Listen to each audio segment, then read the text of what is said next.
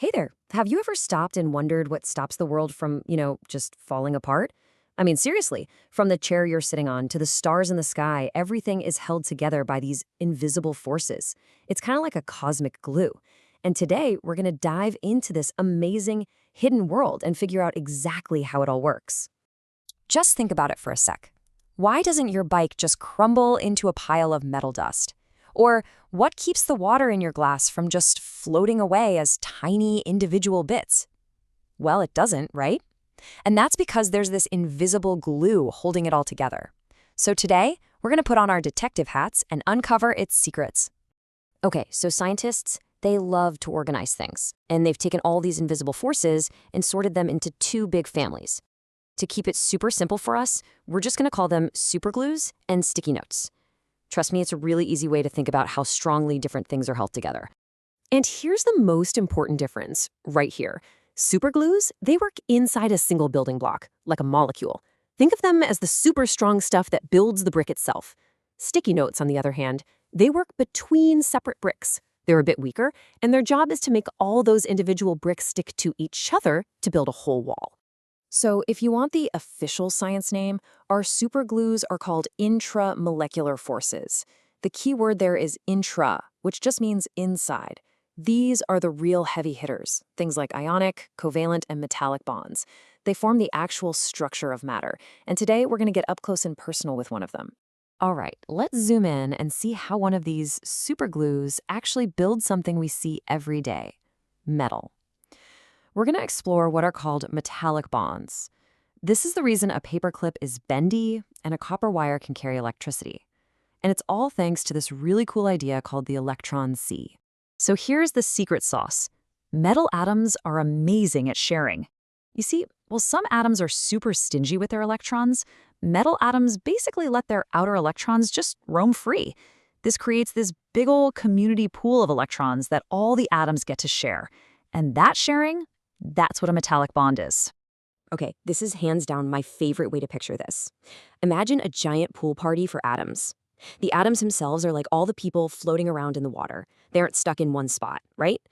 And the water in the pool, that's the shared sea of electrons. So you have this sea of negative electrons just flowing all around these positive metal atoms, holding them all together in this strong but kind of flexible group hug. Pretty neat, huh? And what's so cool is that this pool party idea perfectly explains why metals do what they do. Since those electrons are free to move around, they can easily carry an electrical current. That's exactly why we use metal for wires. And because the atoms are just floating in that electron sea, you can hammer a piece of metal flat or bend it into a new shape. The atoms just kind of slide past each other to a new spot in the pool without the whole thing breaking apart. It all makes sense. Okay, so we've seen just how powerful that superglue is inside a molecule. Now let's completely switch gears. We're going to look at the sticky notes, the forces that work between different molecules. Now these guys are a little weaker, but believe me, they are just as important for shaping our world. And yep, you guessed it, there's a science name for this too: intermolecular forces. The key word this time is inter, which means between. Think of an international flight that goes between countries. These are the forces that decide a substance's physical properties. Is it going to be a solid, a liquid, or a gas? It all comes down to how sticky these forces are. But here's the thing. Not all sticky notes are created equal. Some are way stickier than others. We can actually rank them. At the bottom, the weakest of all, we have something called London dispersion forces. In the middle, you've got dipole-dipole forces. And at the top, the strongest of all the sticky notes are hydrogen bonds. Let's go ahead and meet them one by one. Okay, first up, London dispersion. So picture this. The electrons inside any molecule are just constantly wiggling around. Totally random, and for just a split second, you might get more electrons on one side than the other. When that happens, you get this tiny temporary bit of charge. It's like a little flash of static cling, and that can attract another molecule nearby. It's super, super weak, and it's over in a flash, but get this, it happens in literally every molecule. Next up, dipole-dipole forces. Now, some molecules are just naturally a little lopsided with their charge. They're what we call polar. This means they've got a permanent positive end and a permanent negative end. So, what do you think happens? Yep, just like tiny little magnets. The positive end of one molecule sticks to the negative end of its neighbor. This is definitely a stronger and more permanent stickiness than that temporary static cling we just talked about.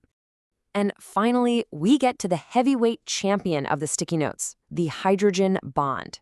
This is by far the strongest of these intermolecular attractions. It's so strong they even put the word bond right in the name. But, and this is super important, don't let that fool you. The key thing to remember is that it's still just a very, very strong attraction.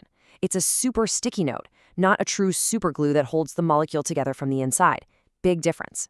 So how do you spot one of these super sticky notes out in the wild?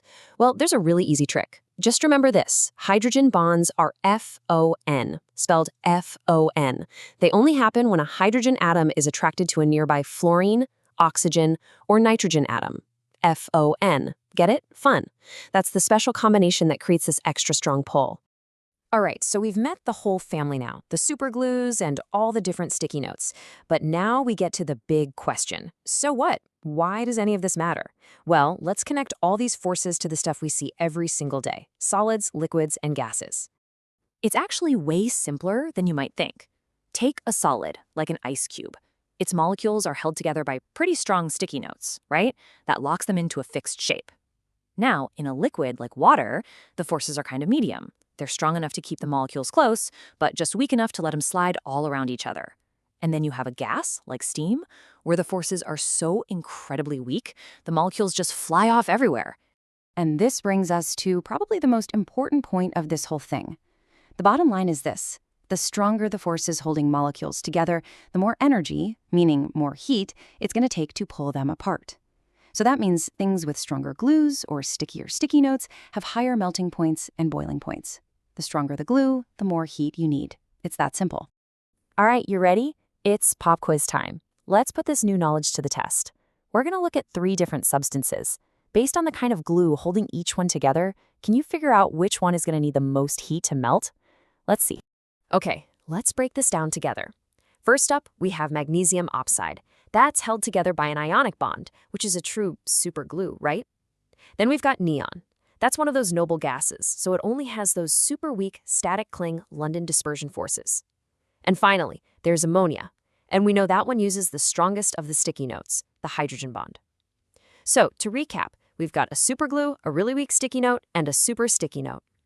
And the winner with the highest melting point is magnesium oxide. Why? Because its ionic bond is a real deal superglue, an intramolecular force. And here's the rule of thumb.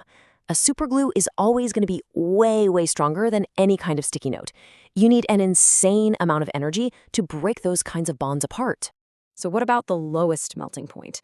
Well, on the flip side, you've got neon. It melts at a crazy low temperature. And that makes perfect sense because the only thing holding those neon atoms together are those super duper weak temporary London dispersion forces. There's barely any stickiness there at all, so it takes next to no energy for them to just break apart and fly away as a gas. And that just leaves us with one final thought to chew on. You know, all the water covering our entire planet, it's held together by those super sticky note hydrogen bonds. So just imagine, what if all of a sudden that invisible glue got just a little bit weaker? What do you think would happen to our oceans? To the clouds? What would happen to us? It really makes you think about how powerful these tiny, invisible forces truly are. Thanks so much for hanging out with me today.